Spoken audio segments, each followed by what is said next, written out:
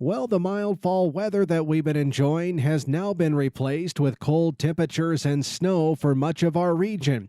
And MSU Extension beef cattle specialist Megan Van Emmen reminds ranchers to make sure they're meeting their livestock's nutritional needs during weather events like this. The big one we want to keep in mind is that rule of thumb that for every degree below 32 degrees, we increase our requirements by 1%.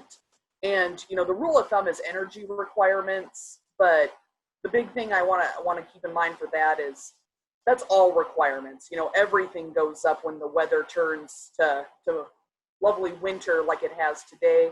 But with this change in weather, it's the mother cows and then those freshly weaned calves we really want to keep an eye on because they're coming off that high stress event of weaning. She says quality of hay is also a big factor in keeping cattle healthy, especially those mother cows. Right now we're still in mid-gestation. That fetus really isn't putting a lot of extra demand on that cow yet.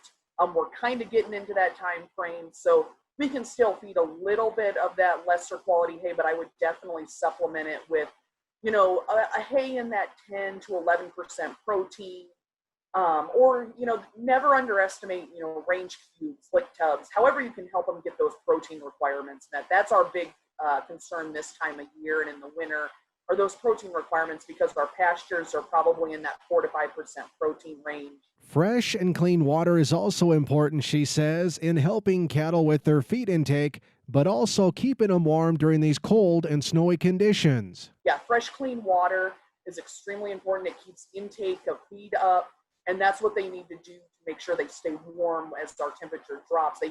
That rumen is its heat source, so make sure they're consuming those fresh quality water sources can really make sure their intake maintained through some of these harder weather conditions. In Billings, Russell Nemitz, MTN News.